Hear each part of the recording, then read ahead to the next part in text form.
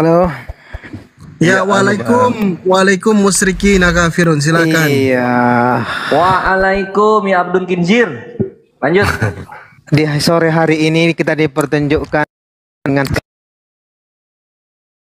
Kasih nih, Cikucuk. adat yang gagal, yang tidak bisa dipersiapkan dengan baik. Artinya ini terlalu dipaksakan ya, Gurunda ya. Wah. Enggak, justru karena enggak dipaksakan sehingga kita harus mengikuti alur yang seharusnya gitu. Kita Iya. nunggu beliau kirim KTP, kita nunggu beliau ada di tempat yang sepi, yang bisa konsentrasi. Semuanya diatur dengan baik, enggak dipaksakan kok. Saran saya Gurunda ya, ini kan 2.500 nonton nih. Jadi dipersiapkan dulu baik-baik. Saya juga tadi deg-degan nunggu benar apa enggak gitu. Tapi ya udahlah. Masalahnya syahadat itu enggak sembarangan. Loh, kenapa dipaksakan Gurunda? Kalau Yang persiapan itu dia, bukan kita. Justru Lu karena ngomongnya ke dia, DM-nya ke dia gitu loh.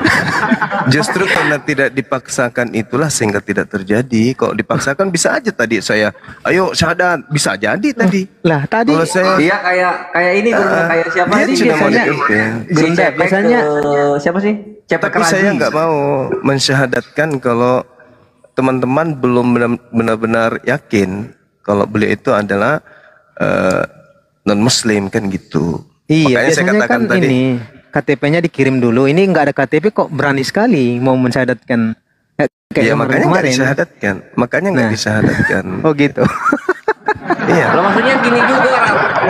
Kami kasih maksudnya gini juga. Kalau misalnya dia misalnya kita nunggu KTP dulu gitu kan ya, dipaksa ini nunggu KTP. Terus nggak ada KTP-nya, ya udahlah nggak jadilah karena nggak ada KTP. Dia pulang ketabrak angkot, pecah palanya, masih menyembah salib. Gimana tuh?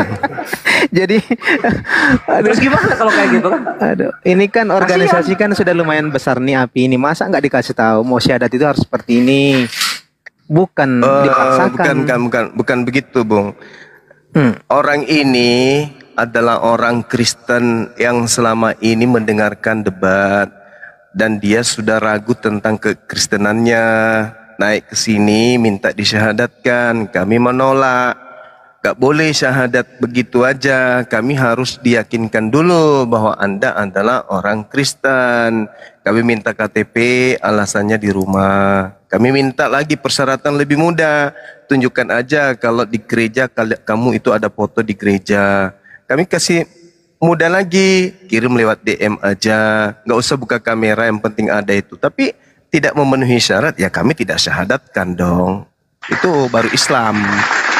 Standarnya yang mana Gurunda, KTP atau foto doang? Gimana ini? Sebenarnya syarat itu nggak ada. Siapa yang mau bersyahadat silakan aja. Mau Islam, mau siapapun mau disyahadatkan sini silakan aja. Cuman gitu. ini kan beliaunya datang curhat, dia sudah tidak percaya dengan agamanya yang dia anut, mau masuk Islam. Nah kami tidak terburu-buru. Kami harus meyakinkan bahwa yang kami syahadatkan ini betul-betul adalah orang yang mau meninggalkan agamanya dengan bukti yang tadi yang kami minta. Tapi karena beliau tidak bisa memberikan bukti, ya kami tidak syahadatkan. Iya, jangan terburu-buru lah Gurunda, kasihan kan. Intinya beliau mau sembuh dari sakit lah, gitu loh. Paham nggak? Iya, kami juga berterima kasih kalau ada orang-orang seperti ini. Artinya kami mengurangi orang-orang Kristen yang berdosa gitu loh. Jadi biarkanlah dia menuju jalannya yang sesat itu. Kami juga berterima kasih gitu. Oke, sama-sama. Terus berarti nanti ibu ya. Berarti ibunya Yesus orang berdosa juga dong ya, bapak tirinya, saudara-saudara. Karena mereka tidak Kristen. Mereka tidak Kristen soalnya. Saudara-saudara kandungnya Yesus bukan Kristen. Iya. Bapak tirinya bukan Kristen. Bapak, ibu bahkan yang melahirkan dia juga bukan Kristen. Gimana dong? Loh, kita ini sudah sama-sama membahas ini semua. Siapa yang bilang mereka Kristen, ya kan? Nah, sama juga saya kalau saya bilang nabi-nabi sebelum Muhammad saya bilang itu Islam, itu salah juga. Dari mana jalannya mereka Islam?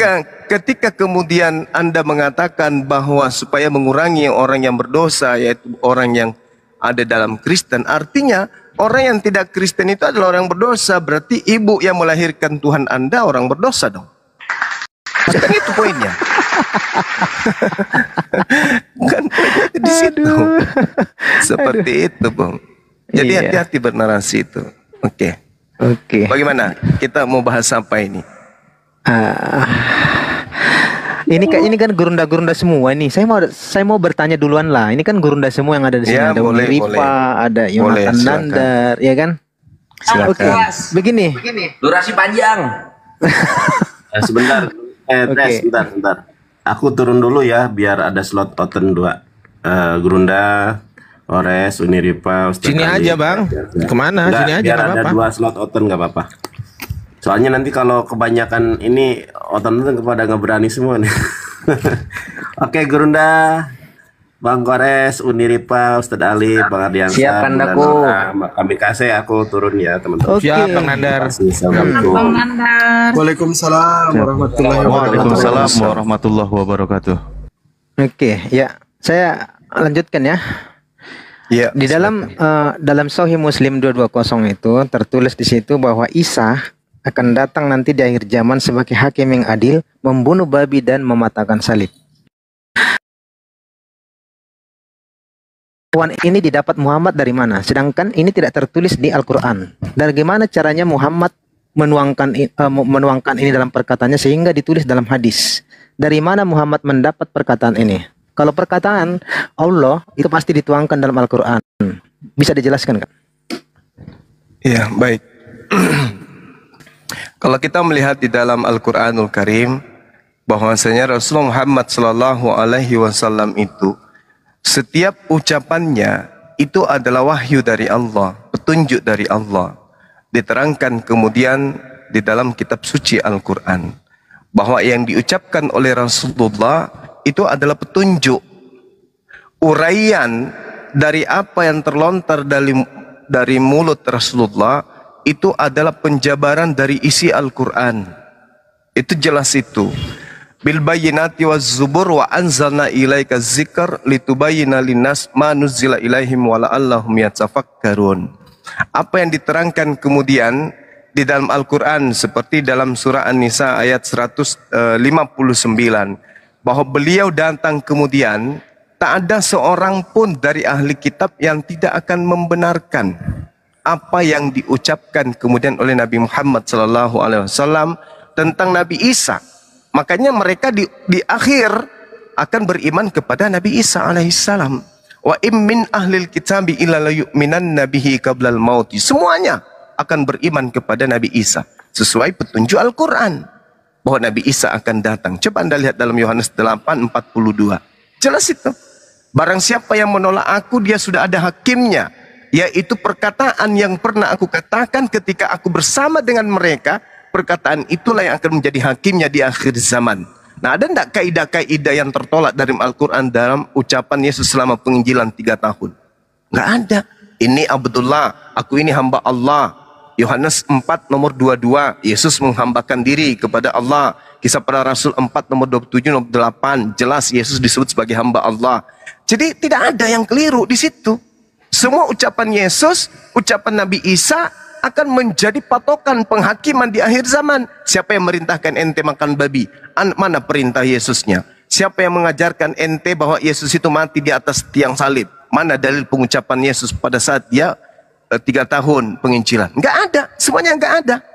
Makanya dikatakan dalam Yohanes 12, 49, 50, aku tidak berkata-kata dari diriku sendiri. Dalam Al-Quran, qala subhanaka ma yakunu li an aqula ma laysa li bihaqq. Sama. Dan ucapan Allah, firman Allah itu adalah kekal, kata Yesus dalam Yohanes 12:50 itu tadi.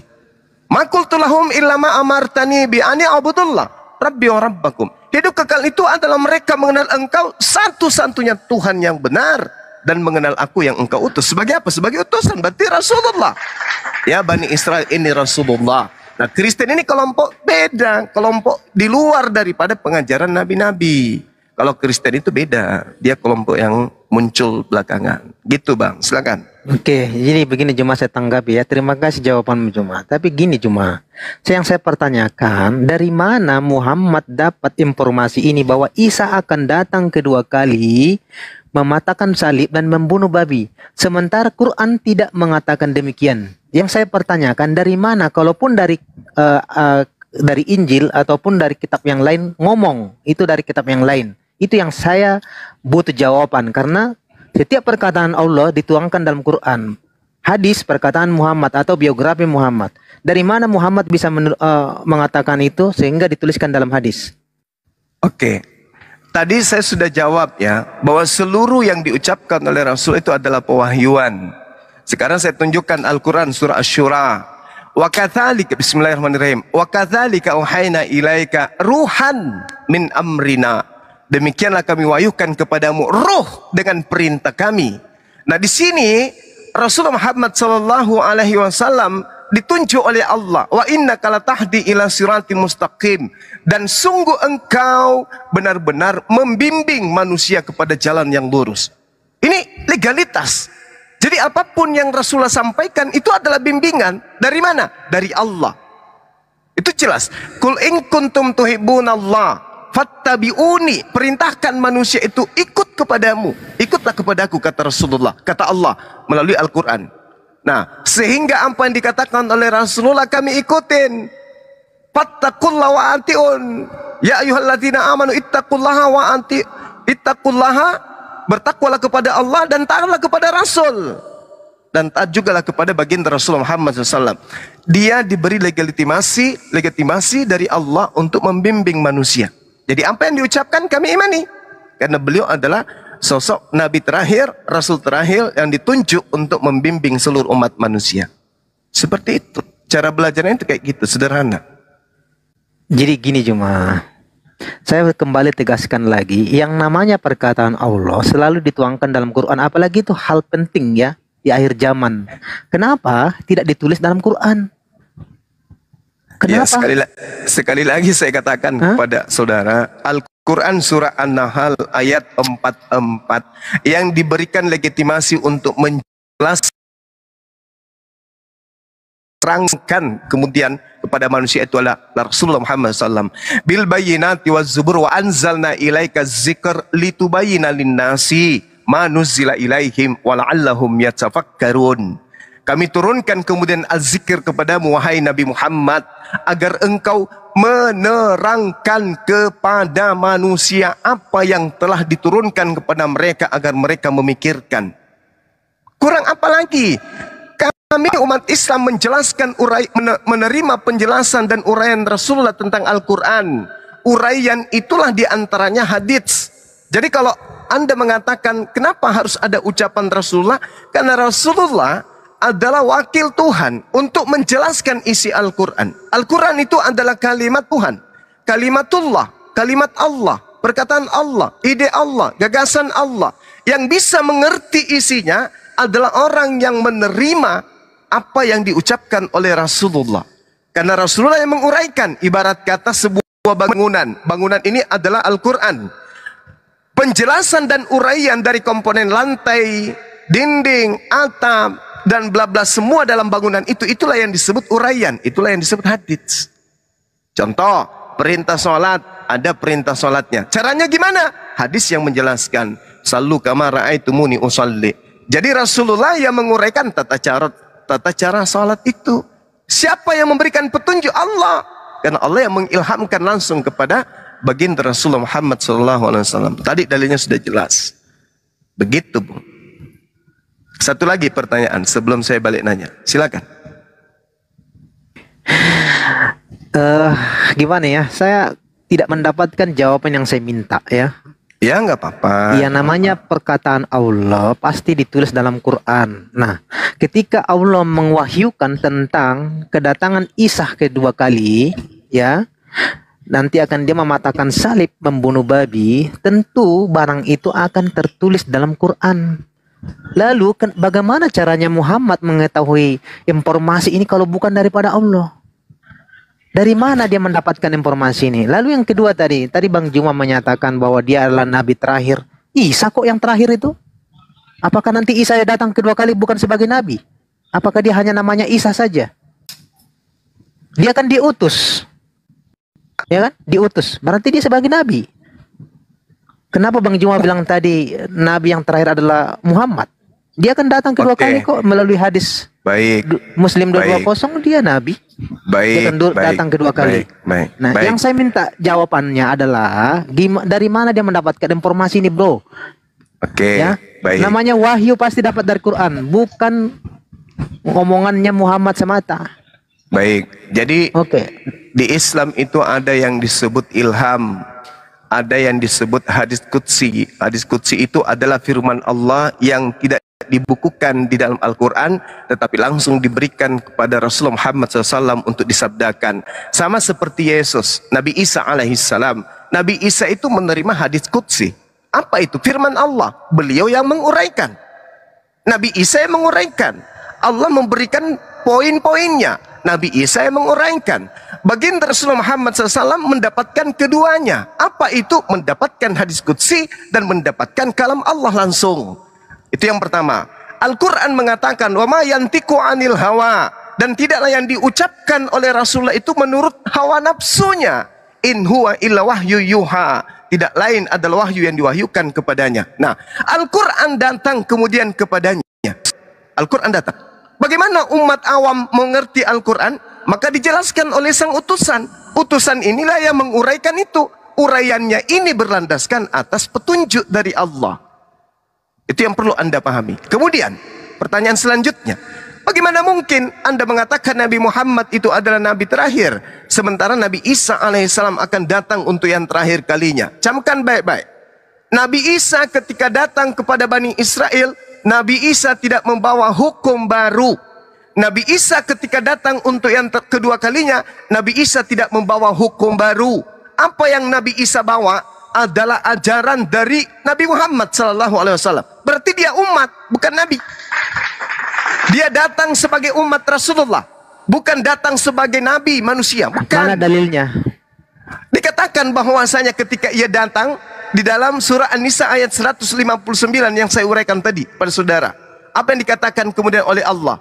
Wa im min ahlal kitabi illa la yu'minanna bihi qablal maut.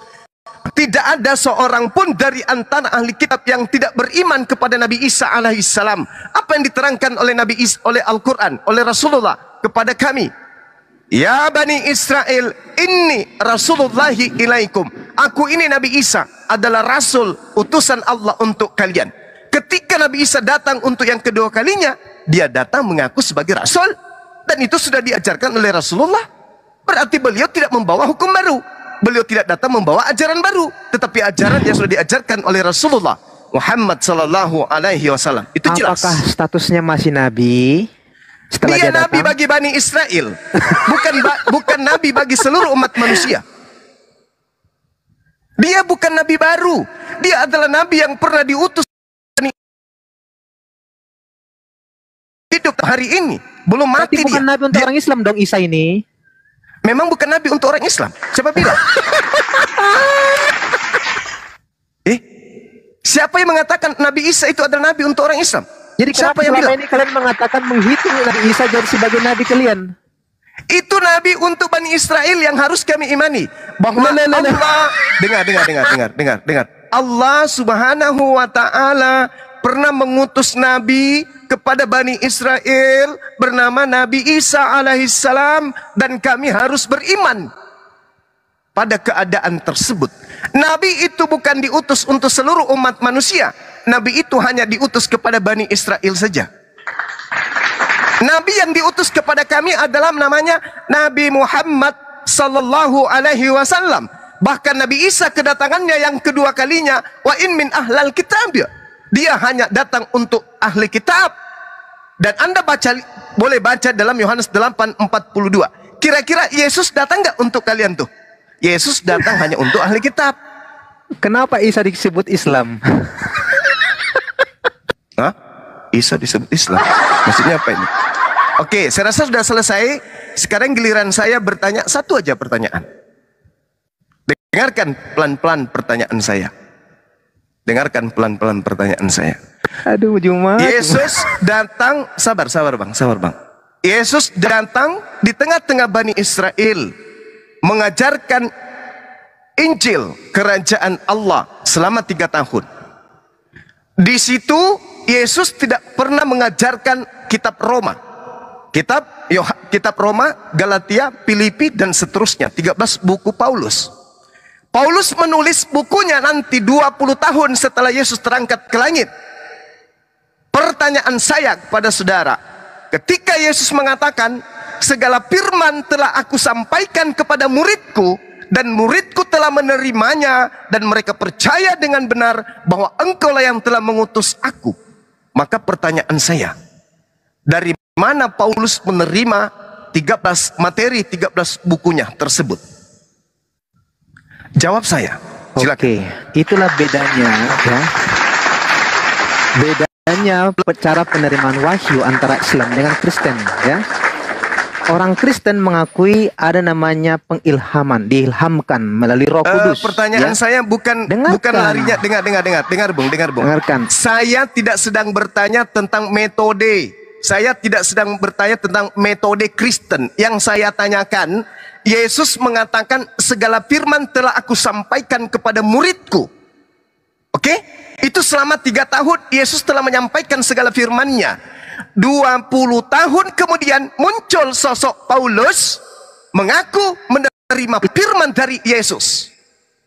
Sebanyak 13 kitab yang dikarangnya, dia katakan itu saya terima dari Yesus.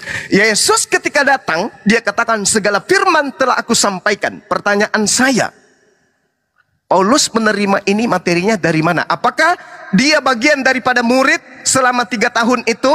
Dan Paulus menghafalkan firman-firman itu sampai 13 buku? Atau ini ada makhluk baru yang datang kepadanya mengaku Yesus memberikan petunjuk?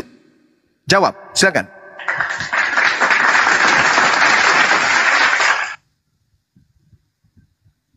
Silakan. Apakah Paulus bagian dari tiga tahun itu? Apakah Paulus bagian dari murid? Dan nanti di tahun 52 Masehi baru dia tuliskan hafalan-hafalan yang terima dari Yesus atau gimana? Silakan. Ya. Oke, di dalam Kisah Para Rasul 9 ya, itu sudah dijelaskan di situ bagaimana perjumpaan Yesus dengan Paulus. Kisah Para Rasul, Bung. Kisah Para Rasul itu ditulis tahun 80-an, Bung. Itu lebih parah lagi tuh. Karangan Lukas itu lebih parah lagi. Kalau Paulus menulis tahun 52 mulai. Jangan seperti itu, tidak akan mungkin. Sabar, Bung. Saudara, Anda lari dari pertanyaan saya. Saya tidak mau Anda menuliskan kisah-kisah atau menjelaskan tentang kisah-kisah yang ditulis tahun 80-an sampai 85 itu. Saya tidak inginkan itu. Patokannya, dengar. Kami, Saudara, patokannya adalah Yesus. Yesus ini penyampai firman. Sabar. Kamu minta saya menjelaskan, ya saya jelaskan sisi. Jangan minta seperti kamu. Sabar. Kalau Anda menguraikan kitab saudara, maka yang muncul adalah error standing. Kenapa? Karena Anda sedang ingin mengatakan bahwa apa yang terjadi terhadap Paulus itu ditulis tahun 80-an sampai 85 bahwa Paulus pernah bertemu dengan Yesus. Ini dasar pijakannya apa? Sementara sang sumber Yesus. Kenapa bukan Yesus yang berkata? Kenapa harus penulis yang tahun 80-an? Kenapa bukan Yesus selama 3 tahun yang berkata? Pada saat Yesus ke Damsyik bersama dengan Filipus, di situ dia berkata kepada Paulus, kenapa bukan metode-metode kayak begini yang Anda tampilkan? Apa karena tidak ada? Oke. Ada atau tidak ada? Ada. Apakah atau engkau tidak ada? cuma tidak menyadari ada hal yang sama terjadi kepada orang Muslim? Ketika hal yang kau katakan tadi, wahyu Allah yang ditulis dalam hadis, lalu memakai perawi, kenapa Muhammad? Sudah selesai. Kalau Anda berbicara, dengar. Dengarkan saya. Saya akan bahas itu. Dengarkan saya. Kalau Anda berbicara mengenai Al-Quran dan berbicara mengenai hadits, saya uraikan. Al-Quran dihafalkan sesaman dengan Rasulullah. 1. Hadits dikatakan sahih ketika hadis itu bersanad dengan sahih. Apa itu? Rasulullah berkata, diterima oleh ucapannya oleh sahabat. Sahabatnya menyampaikan kepada sahabat yang lain. Sahabat menyampaikan kepada tabi'in. Tabi'in menyampaikan kepada tabi'in sampai kepada penulis. Itu hadits. Kalau itu terputus mata rantainya, maka itu dikatakan hadis dhaif. Kalau itu tidak sampai kepada Rasulullah, maka itu disebut hadis palsu. Sekarang, Kalau itu yang Anda jadikan tolak ukur, Lukas menulis kitabnya di tahun 80-an, menceritakan tentang Yesus. Bolehkah sedikit saya bertanya, informasi yang dituliskan Lukas ini, Lukas terima dari mana? Sampai kepada Yesus. Ingat tahun 80-an dia menulis. Siapa yang menyampaikan kepada Lukas, oknum tersebut menerima dari mana, dari mana, dari mana, dari mana, dari mana, dari mana, dari mana, sampai kepada pemberitaan Yesus. Ada nggak? Dengarkan. Hal Ada itu nggak? terjadi di waktu Musa menuliskan kitab-kitab itu. Apakah Allah? Dengarkan Larinya dulu. ke Musa. Dengarkan. Larinya ke Musa. Itu makanya saya bilang Larinya ke Musa. tadi, makanya diilhamkan Roh Kudus itu, Roh Kuduslah yang bekerja di dalam Roh Kudus, hidupnya, Roh sehingga dia bisa halus. menuliskan. Oke, kita ambil contoh Paulus bagaimana tidak Musa pernah menuliskan dengar tentang saya. kejadian. Dengarkan dulu saya. Ya, silakan. Karena Musa menuliskan tentang kejadian ya, sedangkan dia Silakan. hidup jauh sekali dengan Nabi Adam. Bagaimana dia bisa menuliskan itu? Saya Ya? jawab. Saya Hah, jawab. bagaimana? Saya jawab. Ya. Baca Kisah Para Rasul 7 nomor 35, 38 dan 53. Dengar. Juma. Anda bertanya saya jawab. Anda bertanya saya jawab. Saya menjawab. Kalau saya jawab melalui Al-Quran, pasti Anda tidak percaya. Saya jawab melalui kitab saudara yang karangan itu. Di dalam karangan Lukas menceritakan, Lukas 7, Kisah Para Rasul 7 nomor 35, 38 dan 53 dikatakan bahwa malaikat-malaikat datang ke Gunung Sinai bertemu dengan Nabi Musa untuk memberikan hukum Taurat dan perjanjian kepada Bani Israel dan Bani Yehuda. Jelas bukan? Jadi malaikat yang datang kepada Nabi Musa berdasarkan Kisah Pewarta nomor 7, nomor 35, 38 dan 53. Sekarang saya balik nanya, Yesus datang ke tengah-tengah Bani Israel dan sumber firman itu adalah Yesus. Yesus yang punya hak untuk berkata, yang menyampaikan. Dengar, di dalam Yohanes 12:49, aku tidak berkata-kata dari diriku sendiri. Sejatinya muridnya haram, hukumnya ngarang bebas. Karena gurunya saja, Yesus saja mengatakan, aku tidak berkata-kata dari diriku sendiri. Apa yang kukatakan adalah apa yang diperintahkan oleh Bapa untuk aku katakan dan aku sampaikan. Yohanes 14:24, firman yang kau dengar keluar dari mulutku ini bukan dari aku, tetapi dari Bapa yang telah mengutus aku. Itu Yesus, bro. Sekarang Paulus ngarang 13 buku. Itu ilmunya dari mana? Oke, Ayo, saya jawab. dari mana ilmunya? Kamu bilang dari mana Paulus menuliskan 14 kitab itu? Oke. Ya, 13 kitab. itu. Kalau Ibrani itu kitab siluman. Belum tahu siapa penulisnya. Dari mana ya? Dari mana? Oke. Dari mana dia mengarang tulisan dari Galatia? Ya, betul. Saya Dari mana sudah itu? jawab tadi itu dihamkan oleh Roh Kudus. Saya tanya sekarang, saya tanya sekarang. Oke, saya tanya bagaimana caranya Muhammad menamai kitab-kitabnya? Dengarkan dulu saya cuma. Bagaimana Muhammad menamai kitab-kitabnya? Sabar, Anda belum selesai. Anda belum selesai kemudian menjawab pertanyaan saya. Jangan Anda jadikan itu tameng. Saya bertanya kepada saudara, dari mana Paulus? Anda mengatakan dari ilham Roh Kudus. Tolong tunjukkan pengakuan Paulus menerima wahyu dari Roh Kudus. Di mana tertulis? Kampus. Mana? Anda baca Galatia 1, Paulus sendiri. Dengar. Dikatakan. Paulus yang saya minta, di mana Paulus mengaku menerima tulisannya dari Roh Kudus? Di mana dalilnya? Di mana pengakuan Paulus bahwa dia terima dari Roh Kudus? Itu Yesus bukan surat-surat dia. Orang ini akan saya pakai. Yesus tidak. Dengar. Tadi Anda mengatakan Roh Kudus, sekarang Anda membawa Yesus. Yang mana yang benar? 13 buku yang dikarang Paulus ini dari Yesus atau dari Roh Kudus? Jawab. Hei. Karangan Paulus ini dari Roh Kudus apa dari Yesus? Jawab. Ketika Yesus ada di bumi tentu semua sumber pengajaran itu dari Yesus. Tapi ketika Yesus sudah naik ke surga, dia menjanjikan apa? Apa dijanjikan? Apa dijanjikan? Akan apa? Kamu tahu sebenarnya? Apa?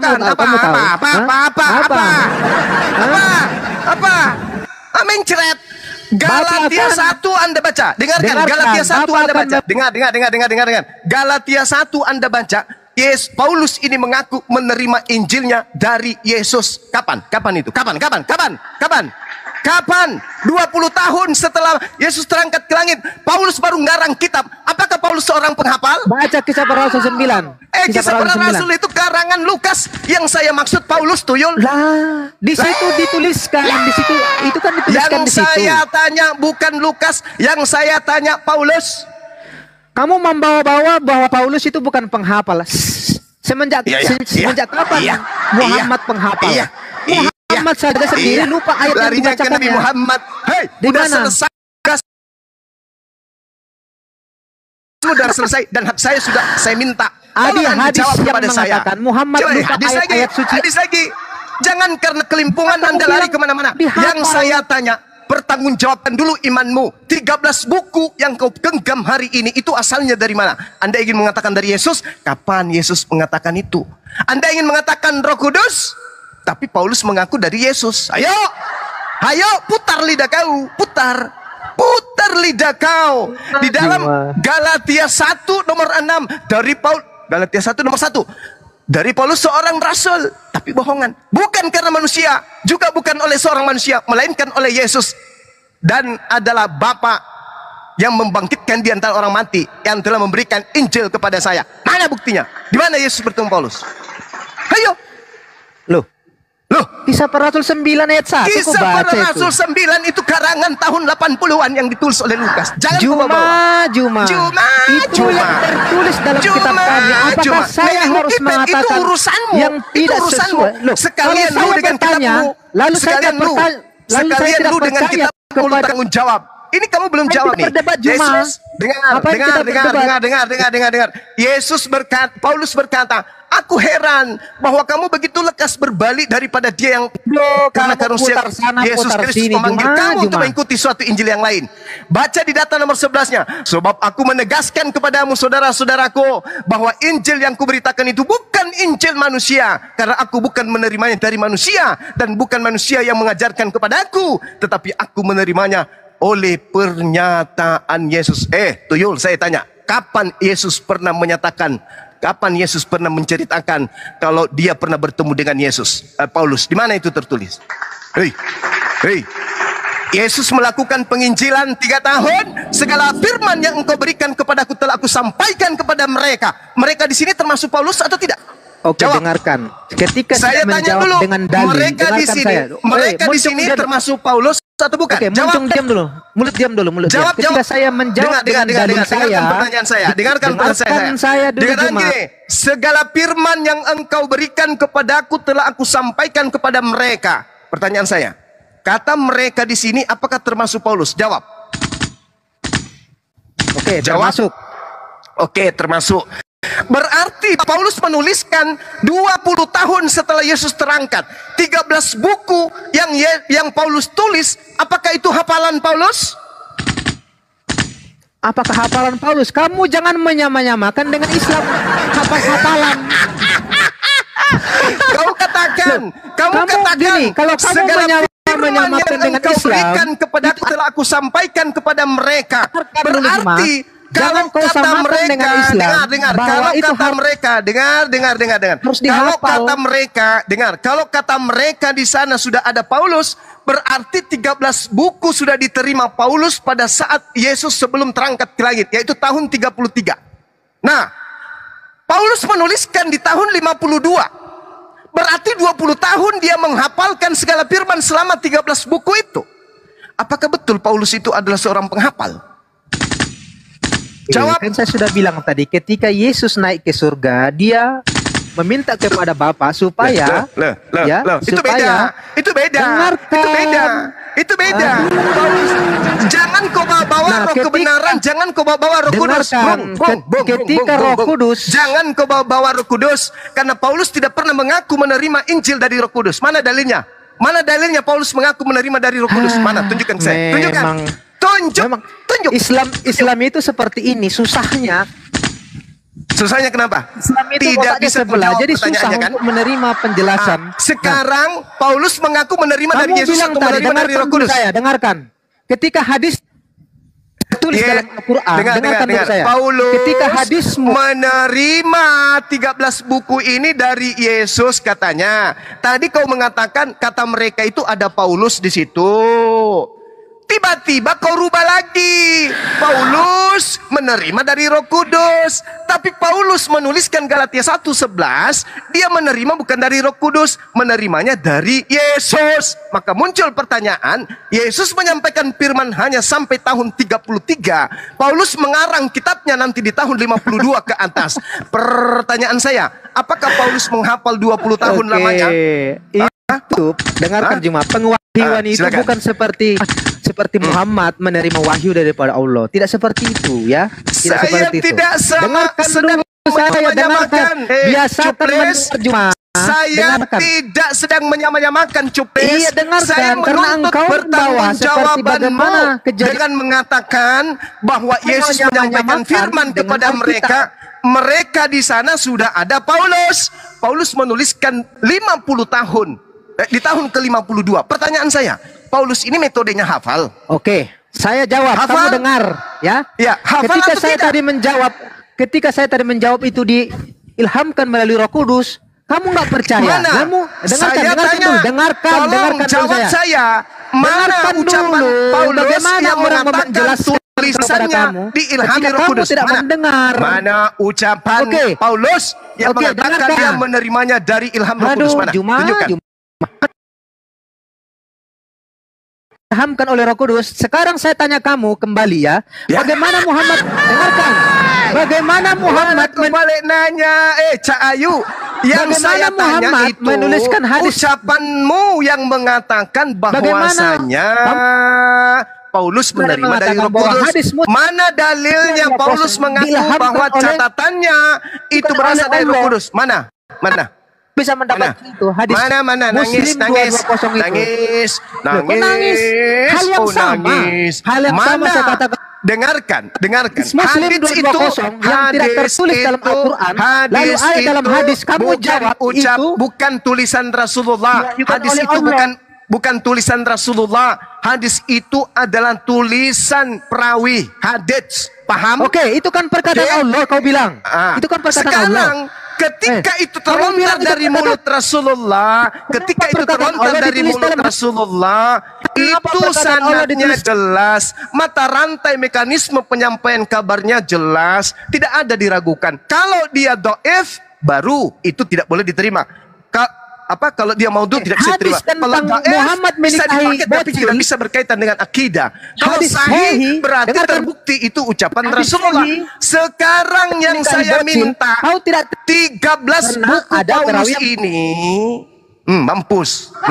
Masih mau datang besok. Padahal sederhana. Al-Quran. Kita bicara Al-Quran. Al-Quran diterima oleh Rasulullah Muhammad sallallahu alaihi wasallam. Lalu kemudian disampaikan kepada para sahabat, dihafalkan. Iqra. Sahabatnya menghafalkan seluruhnya. Iqra. Bismi rabbikal ladzi khalaq. Sahabatnya membacakan seluruhnya, dihafalkan. Khalaqal insana min alaq. Bla bla bla bla bla dan seterusnya. Subhanallah. Itu Al-Quran. Berbicara mengenai hadits. Hadits ini adalah uraian dari isi Al-Quran yang tidak dibukukan pada masa Rasulullah. Disebabkan karena ditakutkan bercampur dengan pembukuan Al-Quranul Karim. Sehingga hadis dan ucapan Rasulullah ini atau ucapan Rasulullah ini itu harus melalui tangga-tangga sanad atau isnad dari informasi orang per orang yang ketemu dengan Rasulullah. Sabar. Jangan terlalu terburu-buru. Nanti Anda nangis juga kayak tadi. Rasulullah mengucapkan satu kata A sampai kepada pendengarnya. Pendengarnya menyampaikan kepada sampai kepada perawi, dituliskanlah kemudian hadis itu.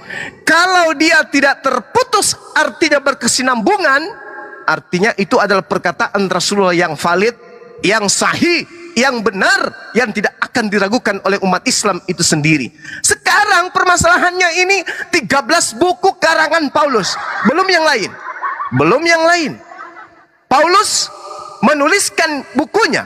Konon ceritanya menurut tradisi gereja tahun 52 sampai sekian. Tahun 60-an. Oke? Yesus mengajarkan selama 3 tahun. Usianya 33 tahun aja terangkat ke langit.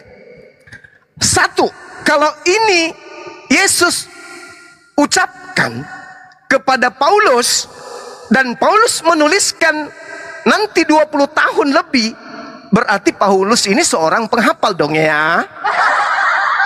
Paulus adalah tahfiz berarti ya. Mari kita rame-rame. Oh, Paulus penghafal.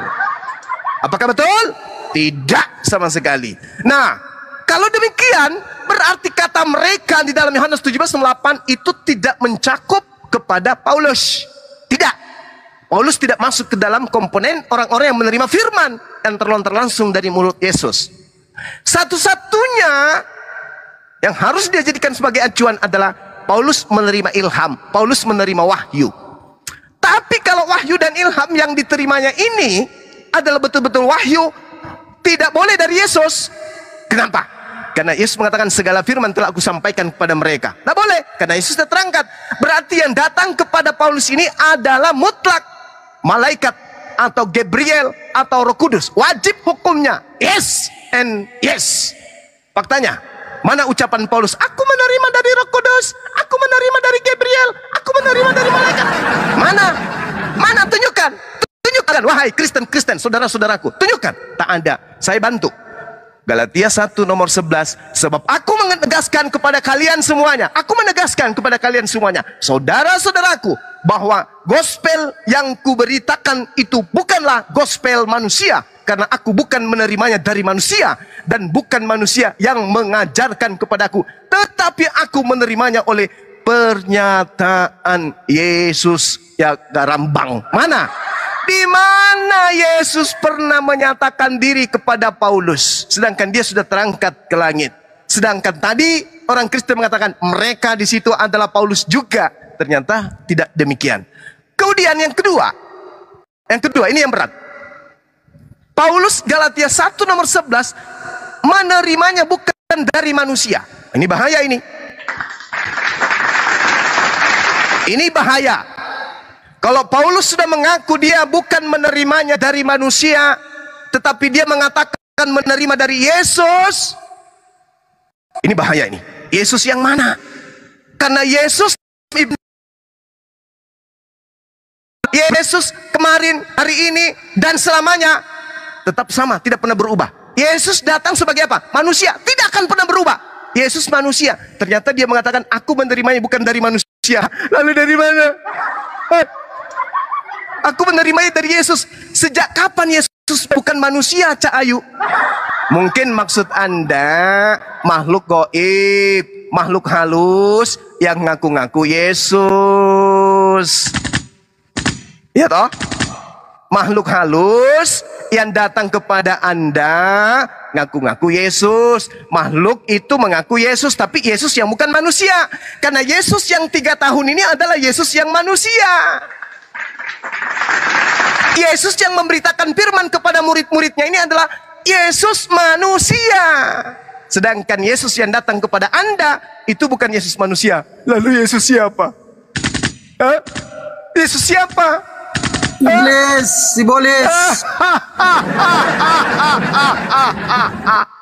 Akulah Yesus bintang timur, sang Lucifer yang memberitakan 13 buku kepada Pak Paulus.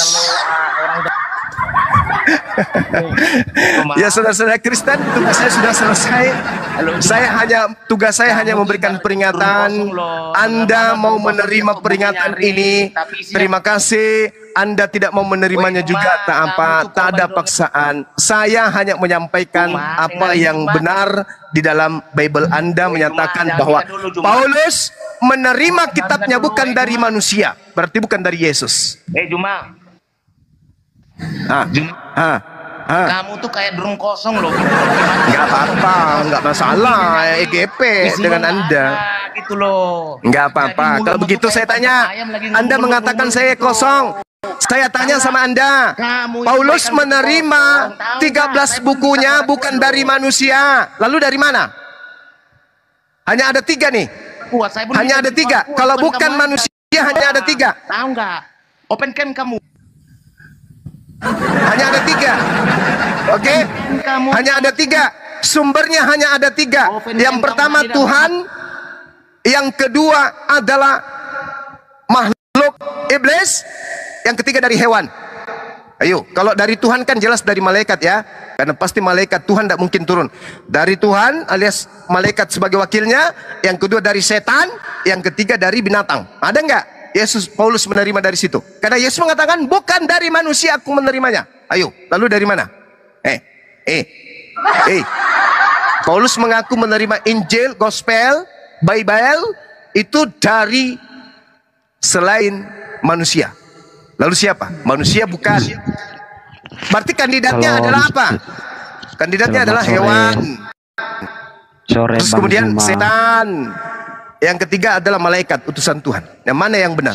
Paulus menerima dari mana? Selamat sore Abang Kuzuma. Iya, semangat sore. Oke ya? Iya. Nah, dari mana? Ini ada 3 kandidat ini bang. Kalau manusia kan gagal nih, berarti bukan dari Yesus asli. Karena Yesus asli kan manusia, berarti bukan Yesus asli. Nah, Yesus yang mengaku, makhluk yang mengaku Yesus ini menurut Paulus ini, dia malaikat kah? Dia iblis kah? Atau dia hewan? Hanya ada 3 kandidat. Silakan. Waduh, sepertinya oke Bangku. Oke, saya akan mencoba menjawab. Semoga bisa terjawab, dan jika pun nanti tidak sesuai dengan hati Bang Zuma, tidak, saya juga tidak memaksa untuk bisa saudara untuk memaksa untuk percaya. Tapi begini saudara, saya udah 2 kali bertemu sama Bang Zuma. Ini udah ketiga kali ya. Dan pembahasannya dengan hal yang sama. Dan dengan hal yang sama yang menanyakan tentang siapa itu cahaya. Ya. Enggak, bukan ke situ bang. Yang saya tanya, Paulus mengaku menerima Injil bukan dari manusia, berarti bukan dari Yesus. Nah, kalau bukan dari manusia, bukan dari Yesus, berarti hanya ada 3 kandidat. Dari malaikat, dari binatang, dari setan. Mana di antara ketiganya? Silakan. Bang Zuma punya Alkitab kah di situ? Gimana? Bang Zuma punya Alkitab di situ? Alkitab, Bible maksudnya. Bible saya banyak di lemari itu menumpuk bang. Coba bro buka dulu 2 Timotius dulu bro. Bro, 2 Timotius 2. Bang Zuma buka 2 Timotius 2. Iya. Oke, nomor 5. Ayat 3, pasal 3 nomor 16. Tunggu. 2 Timotius berapa? 2 Timotius 3. Oke. Terus nomor 16. Timotius nomor 16. Oke. Ya. Kenapa saya dia? Baca Pak, Abang Kuzuma yang. Abang lah yang baca, Abang yang baca. Saudara yang baca. Saya baca kepada kita. Bahwa di situ berbunyi segala tulisan yang diilham. Jadi saya itu poinnya. Jadi saya berhenti di situ aja. Jadi Alkitab itu adalah pengilhaman yang dimana Tuhan menyampaikan firman-Nya kepada manusia.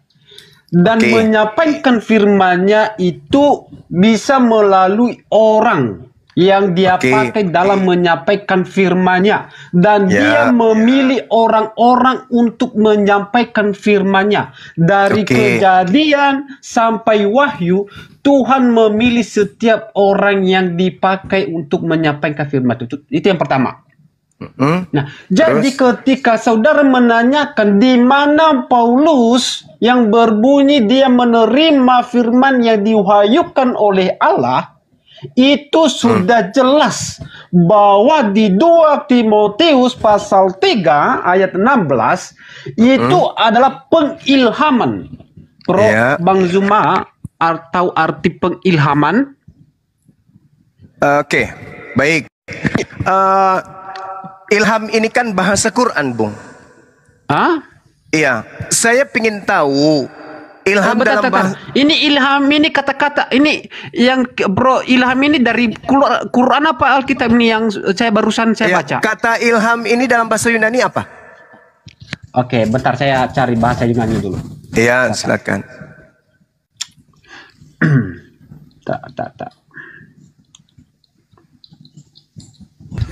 Himoto diam dulu kau Himoto. Oi, Himoto diam dulu. Bilang sama Juma Diam dulu kau, diam dulu kau. Ah, diam dulu. Diam dulu. Ah, diam dulu. Kenapa nangis? Kenapa nangis Juma? Diam dulu. Ah, Kenapa? mana? Ilham itu bahasa yang berasal dari Quran. Tidak ada di dalam bahasa Yunani. Ayo, jadi jangan ngadi-ngadi, jangan ngarang bebas, nggak bagus. Enggak, ini saya lagi buka original teksnya, Bro. Jadi tenang. Iya, silakan, Jadi saya akan silakan. share kepada Anda. Iya, original teksnya apa kira-kira di situ? Iya. Tenang.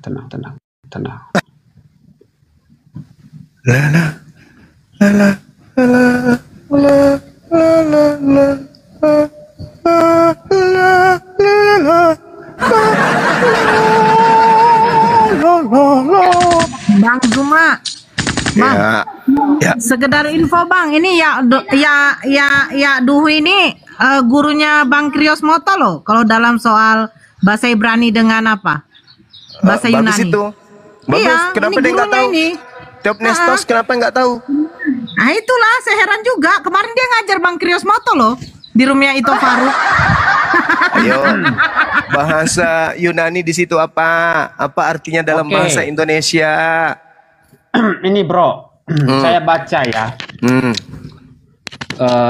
Dalam bahasa original teks. Ya. Theopeustos. Ya, saya itu katakan tadi. dalam Artinya original apa? teks. Kalau kita melihat pengertian definisi kata itu, yang pertama dinafaskan oleh Allah, itu yang pertama. Kedua diilhamkan oleh Allah, itu. Kenapa bisa? Udah jelas? Ini dinapaskan maksudnya gitu, napas. Ya kan, diilhamkan kan ada dua definisi di situ. Coba. Ada dua definisi di situ. Yang pertama adalah dinafaskan oleh Allah, diilhamkan oleh Tuhan. Jadi artinya Tuhan yang mengilhamkan, memakai para rasul dan para nabi untuk menyampaikan firman-Nya pada manusia. Silakan. Oke, baik. Kata Allah di situ original teksnya apa? Kalau di dalam di sini dia mengatakan Theopneustos. Iya. Kenapa ada kata Allah di situ? Ya kan diilhamkan oleh Allah, itu artinya. Allah original teksnya apa rupanya? Theo. Nah, kalau berbicara mengenai Theo, itu kan bahasa Yunani. Ya. Bahasa Indonesianya apa? Theo, bahasa Indonesia ya Tuhan. Apa sih pertanyaanmu? Yang berbobot lah, kasih pertanyaan yang berbobot lah. Theos itu bahasa Indonesianya dewa.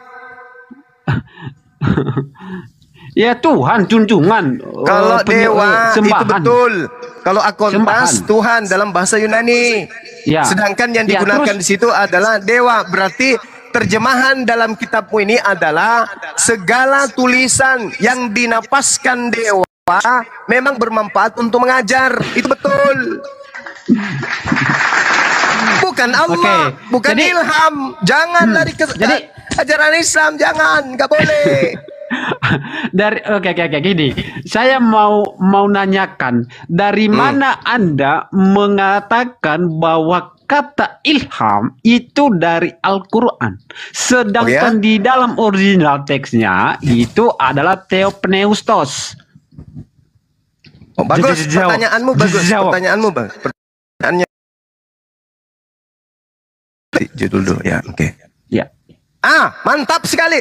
Al-Quran mengatakan kata ilham itu di dalam surah apa itu ya, teman-teman? Nanti Asyam juga ada. Asyam ya. Udah, yang lain diam biar aku sama Bang Juma ini. Yang lain diam dulu lah. Wa taqwaha. Kata ilham itu berasal dari Al-Quran. Ya. Asyam ayat berapa, Dinda? Fa'alhamaha itu di 67. Fa'alhamaha fujuraha wa taqwaha. Nah, itu kata ilham itu berasal dari Quran. Sedangkan di dalam original teks kitabmu itu nggak ada. Yang ada kata yang Anda sebutkan tadi itu. Apa itu? Theopestos. Artinya apa? Napas dewa. Nih, nanti bija. Berarti Anda sedang memproklamirkan Paulus menulis 13 buku sesuai dengan napas yang diberikan oleh dewa kepadanya. Dan selesai kita. Nah sekarang kalau Anda ingin menguji kebenaran daripada kitab saudara yang Anda sebutkan 2 Timotius 3 tadi, sekarang pengakuan Paulus sendiri apakah dia diilhamkan dari dinapaskan dari dewa atau dia menerimanya dari Yesus? Kacau kan? Karena diterangkan dalam Galatia 1:11 bukan dari manusia, tetapi dari oknum yang bernama Yesus. Berarti Yesus yang dimaksud di sini adalah dewa. Siapa dia? Dewa Yesus. Siapa dewa Yesus? Sambitan Timur. Siapa Sambitan Timur? Ibalisa. Siapa Ibalisa? Lucifere. Siapa Lucifere? Yang disembah oleh Kapere. Nah, selesai kita kan? Sekarang waktunya saya. Tamat kan? Oke, sekarang waktunya saya. Tamat kan kita? Udah selesai kita situ ya. Jadi kesimpulannya Paulus Gini, bro, menulis tadi kan diasaskan belum. dari napas dewa. Udah selesai. Oke.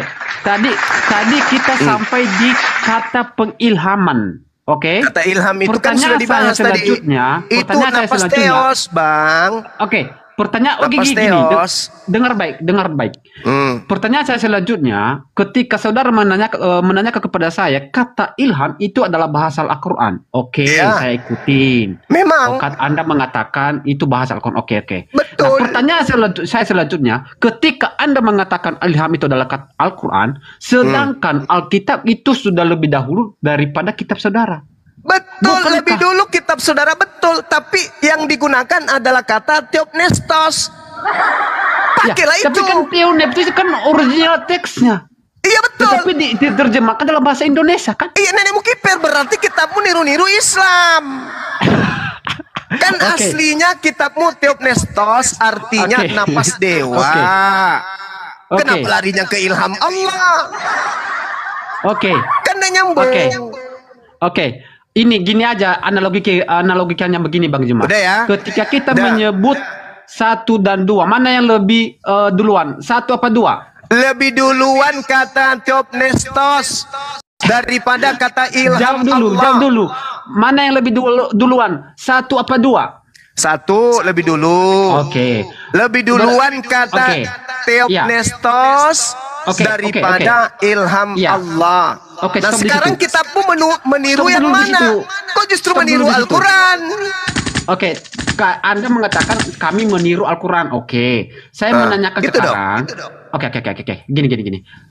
Sedangkan di dalam pengkanonan kami itu adalah abad keempat. Sedangkan kitab saudara baru saudara baru muncul abad ke-7. Mana yang lebih duluan? Alkitab atau Al-Quran? Coba jawab. Lebih dulu Bible. Itulah jujur. Di Biblemu yang lebih dulu itu tertulis apa? Ilham atau kalau originalnya Theopneustos. Nah, apa itu? Ya, yang diilhamkan oleh Allah. Mama Apa sih Mama Ini kitabmu Theopnestos itu artinya napas dewa. Nah, itu definisi yang pertama. Saya tidak menyangkal. Definisi kedua itu adalah diilhamkan oleh Tuhan. Mati meja. Sekarang definisi pertama, yang mana yang benar, definisi pertama atau definisi kedua? Nah, jadi di sinilah ketika dalam pengertian menerjemahkan original teks, maka dibutuhkan yang disebut adalah hukum gramatikal. Tiru-tiru kitab agama dalam lain. Pemilihan kata itu ingat. Gitu. Itu ada aturan dalam pemilihan kata. Tidak hanya ini yang sesuai keinginan saya, maka ini yang saya ambil. Giliran saya bertanya.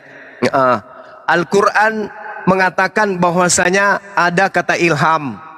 Kitabmu ada kata neptos atau napas. Ya. Sekarang ia menggunakan asli kata ilham Al-Quran.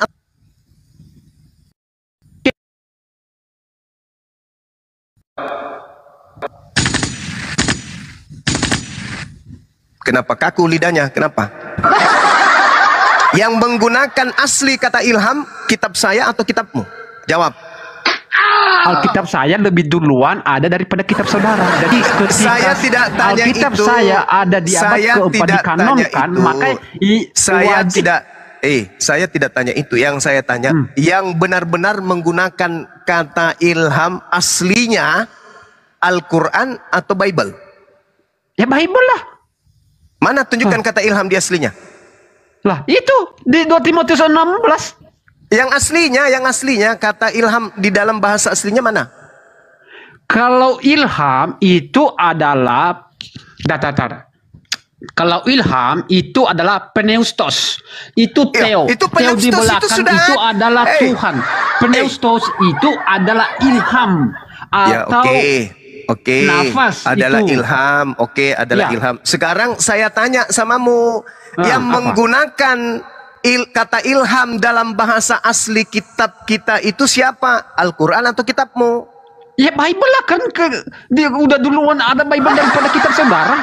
Gimana sih? Saya ulang. Yang menggunakan benar-benar kata ilham dalam original teks itu kitabmu atau kitabku? Ya kitab saya karena udah duluan lebih ada kitab saya. Paham nggak? Oke. Kalau anda kurang puas jawaban Di dalam saya, kitab Anda aslinya itu, dengar. Di dalam bahasa aslinya kitab Anda yang tertulis itu Theopnestos atau ilham? di sini Theopnestos itu adalah yang diilhamkan oleh Allah. Jadi Pneustos itu adalah Tuhan, sedangkan Theo adalah Tuhan. Berarti bahasa aslinya bukan ilham, tapi bahasa aslinya adalah ya jawab aja, narasi Anda sampaikan aja. bahasa asli dalam kitab saudara bukan ilham, tapi adalah ya nafas dan ilham kan ada 2 definisinya. Ada 2 definisinya, ada 2. Ada nggak yang bisa berikan bantuan oksigen kepada saudara kita ini? Coba juga buka Bang Zuma itunya, Pro. kan mantap kan Bang, gurunya si Bang Krios Moto, Iya, mantap kan? mantap Nah, sekali. ini. Iya. Mantap. Kemarin juga saya ajar dia kan bahasa Ibrani kan. Saya ajari dia kan. Jadi kalau Anda belajar bahasa Ibrani sama saya, biar aku ajarin kau. Dengar baik tuh. Nah. Iya. Oke. Biar aku ajarin biar bahasa Ibraninya goblok apa, Bang? pengecut itu. Artinya pengecut. Pengecut. Bagus itu. Iya. Bahasa Ibraninya goblok, pengecut katanya. Jadi begitu, saudara. Jadi kalau Anda menanyakan mana yang lebih duluan, maka saya berikan analogi kepada Anda. Mana yang lebih duluan? 1 atau 2? Tentu 1. Berarti Alkitab kami yang lebih duluan yang memakai kata itu. Jadi kitab saudara adalah tiruan daripada Alkitab kami. Contoh, toko-toko Alkitab, toko-toko nabi-nabi saudara itu adalah sebagian besar itu adalah bercerita tentang nabi-nabi kami. Saya ulang lagi deh, sekali lagi sebelum saya tinggalkan Anda sekali lagi, Bang. Iya. Kata ilham ini sumbernya dari kitab mana? Dari kitab Anda atau dari kitab saya? Ya kitab saya lah. Oke, tolong tunjukkan di abad berapa kitab Anda menggunakan kata ilham? Penulisan kitab itu di abad pertama, baru dikanonkan itu baru abad keempat. Abad keempat.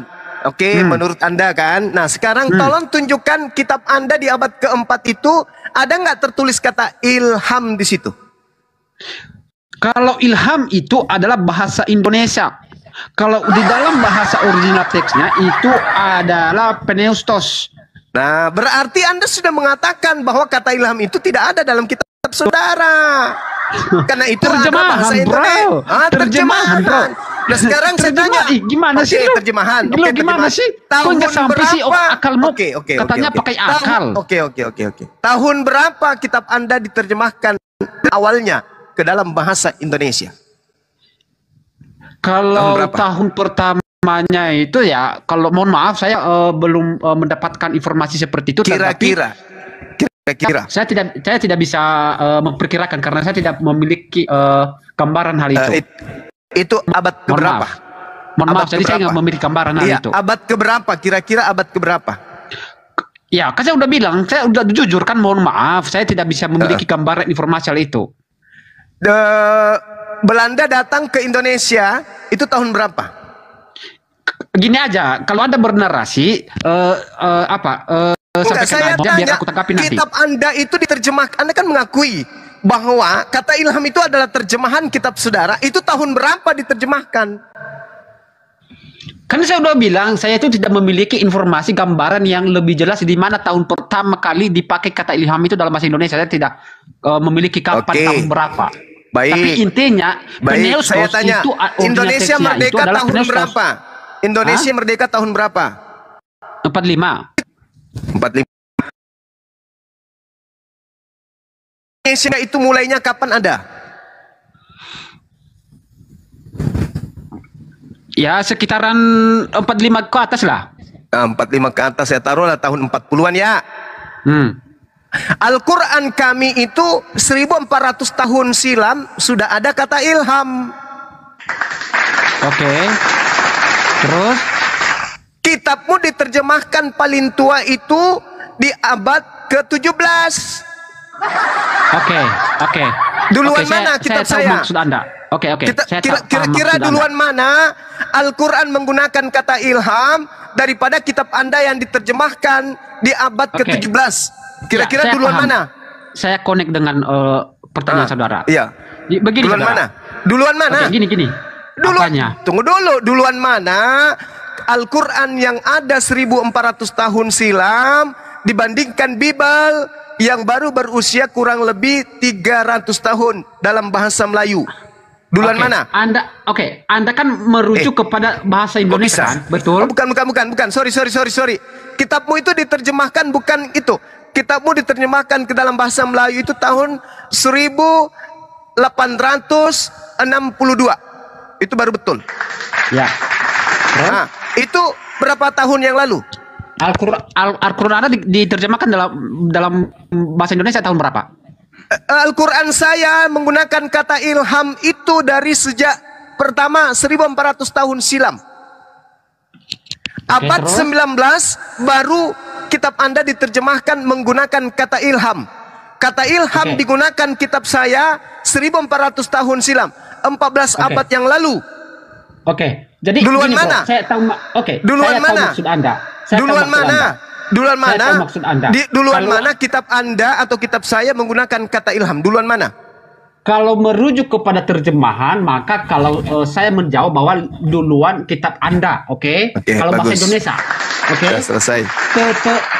Kenapa saya mengatakan begitu? Ya, karena bahasa Indonesia ini adalah milik umum. Karena milik umum itu adalah milik Mulai ngeles lagi Indonesia. dasar Jadi kucuk. bukan hanya dikatakan contoh ketika kata tentang Kenapa malah saya itu hanya Banyumas? milik orang Islam. Udah, Tidak, mainkan itu Bang Andi. adalah milik orang umum. Saya cuma nuntut ucapan dari mulutnya Tapi dia pengakuan. kata Al-Quran bahasa lebih dulu. original teksnya itu adalah udah lebih duluan daripada Al-Kami. Cuma di dalam penerjemahannya di dalam Indonesia itu memakai kata ilham, dan kata ilham dalam bahasa Indonesia Sudah, itu adalah sepanjang dia nafas. makan babi, Dan itu nggak adalah bakal milik jujur umum, dia, bro. Banyumas. Bukan hanya itu dikhususkan. Oh ini milik sepanjang Allah, ada ini Lucifer milik dalam badannya Muslim, nggak ini bisa milik jujur. Buddha. Intinya kita sudah mendengarkan dari mulutnya. Dia sudah mengaku bahwa Al-Quran lebih dulu menggunakan kata ilham daripada Bible. Dah selesai. Ilham kan bahasa Indonesia, bro. Kenapa Anda membatasi Kok itu? ilham bahasa Indonesia? Milik umum. Kata ilham yang digunakan bahasa Indonesia kita itu adalah apa? Kata yang disadur dari bahasa Quran. Oke, jadi udah selesai ya di situ ya. Jadi kita lanjut sekarang. Ayo. Belum. Hah? Belum.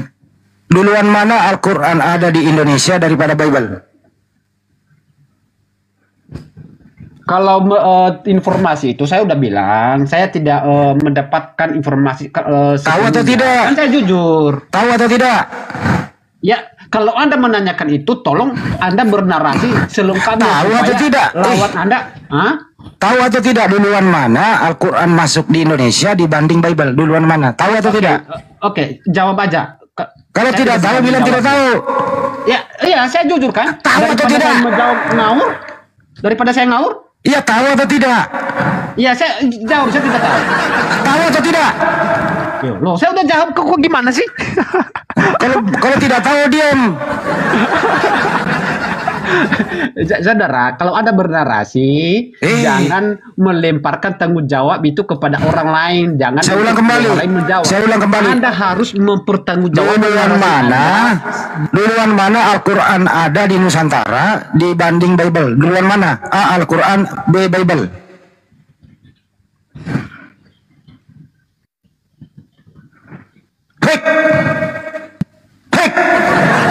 Iyalah, karena Alkitab saya dituliskan abad pertama dan dikanonkan pada abad keempat, sedangkan saudara pada abad ke-7.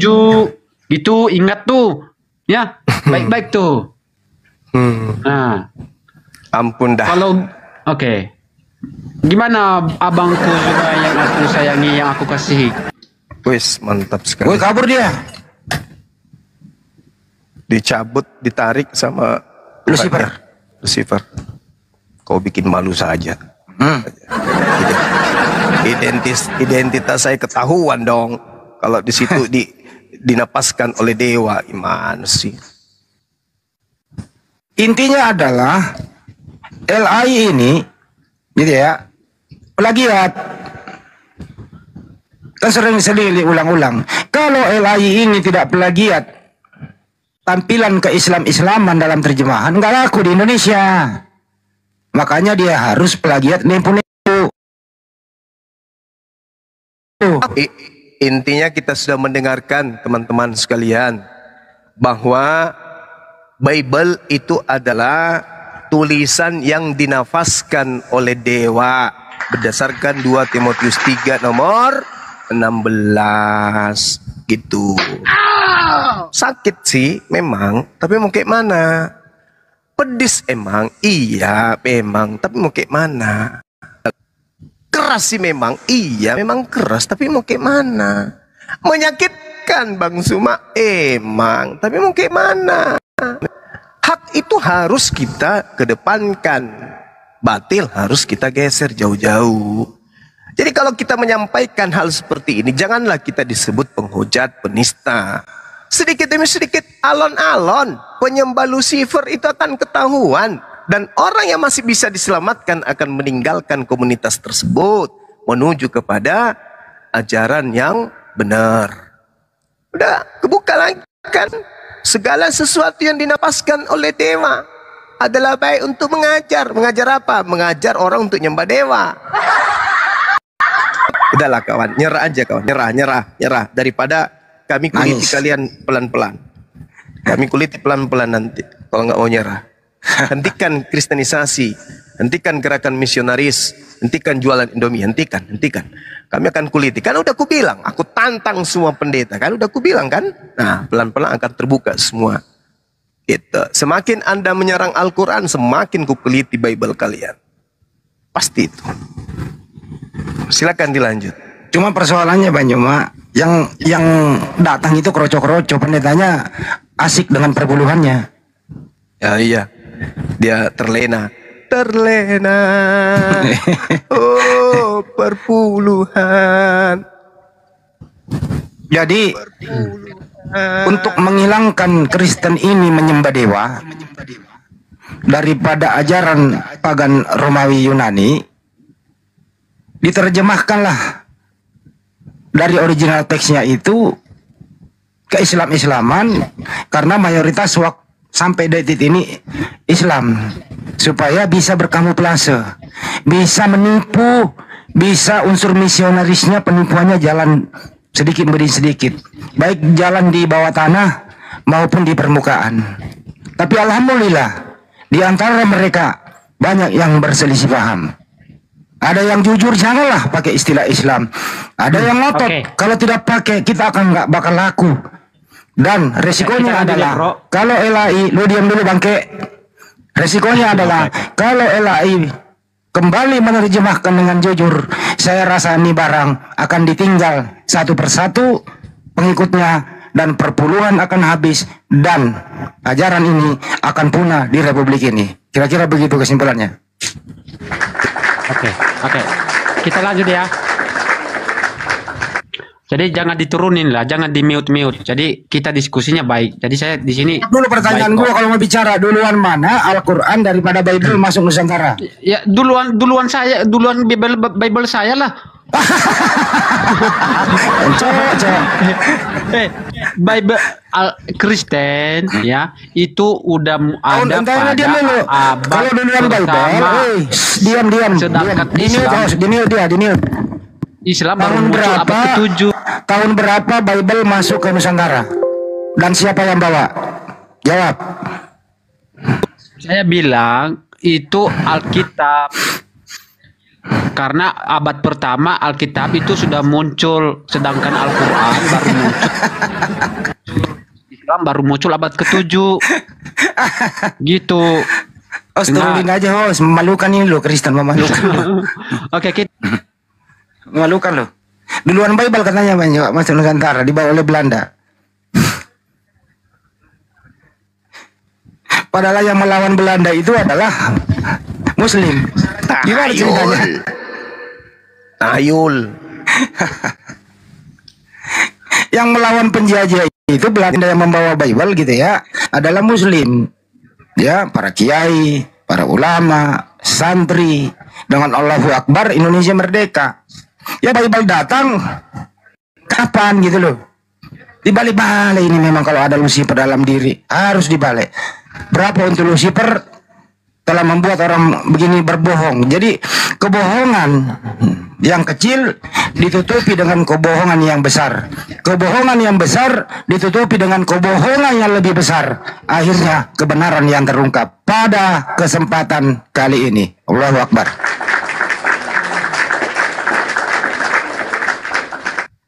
Ya'iduhum wa yumannihim wa ma ya'iduhumus syaitan illa gurura.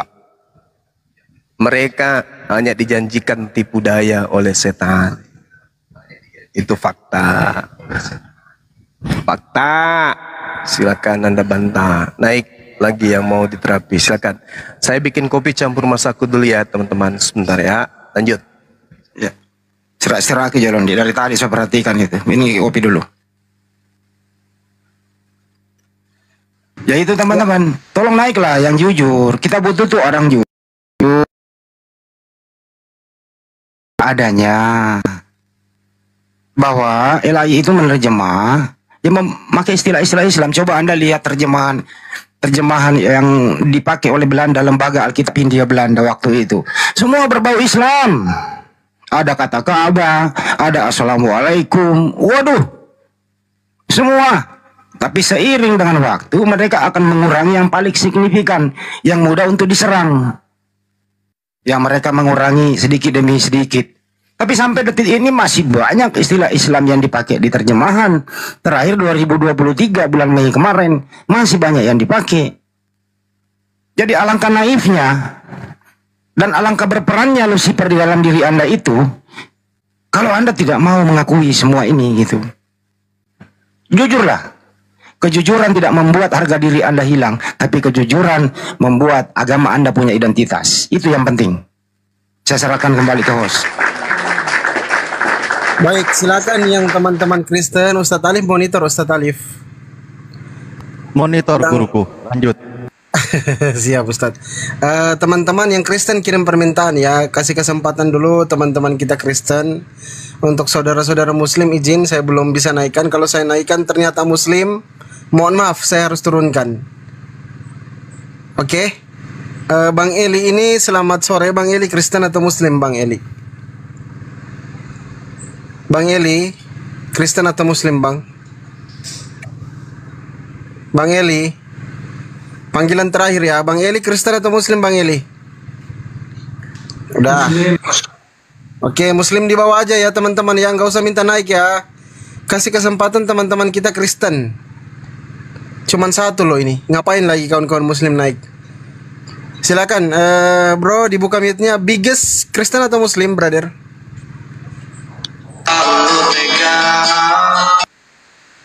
Parah kali, Pak. Kasih kesempatan yang lain. Maaf ya tadi Ustadz Ali, mestinya Anda yang Ustadz saya yang mendahului tadi. Maaf saya. Aman Bang Andi, lanjut. Karena saya dari tadi juga memantau sih. 2 jam yang lalu saya mantau kok. Cuman saya lagi di jalan, baru nyampe rumah. Maklumlah, di hari Jumat harus nyari beras buat makan nanti malam. Alhamdulillah udah nyampe di rumah. Kok bisa jadi begini sih gitu. Saya izin turun ya. Oke. Bunda Zahra, bundaku. Oke. Bang Handi. Nur Ganteng silakan. Ustadz Alif, guruku Bang Zuma, Pera, Siap, Bunda. Bang Ardi, izin turun semua. Semoga sehat selalu. Naikkan aja Oten ya. Ya, Oke. Assalamualaikum warahmatullahi wabarakatuh. Waalaikumsalam warahmatullahi wabarakatuh. Waalaikumsalam Nur warahmatullahi Ganteng. wabarakatuh. Oke, silakan kawan-kawan Kristen ya kirim permintaan. Kawan-kawan Muslim jangan dulu kirim permintaan. Kasih kesempatan kawan-kawan kita Kristen. Nah, ini akun Zahra, ini akun saya ya teman-teman ya, Fandi Ahmad, tolong di follow-follow. Akun Fandi Ahmad 0203 lagi tumbang. Jadi di follow-follow. Silakan kawan-kawan Kristen naik. Kasih kesempatan ya untuk kawan-kawan Kristen. Jangan dulu kawan-kawan Muslim. Naik langsung ku kick nanti. Naik kick. Jadi kasih kesempatan dulu untuk kawan-kawan Kristen. Silakan kawan-kawan Kristen kirim permintaan. Jadi gini ya. Jadi selama ini itu Bang Juma hanya dan Ustadz Alif dan lain-lain, Kores semuanya lah, hanya disuguhkan dengan orang yang kroco-kroco saja. Orang-orang yang sudah menduduki jabatan penting di pengurusan gereja, itu mereka asik menikmati apa adanya dan tidak akan berani tampil di media seperti ini. Kenapa mereka kalau tampil?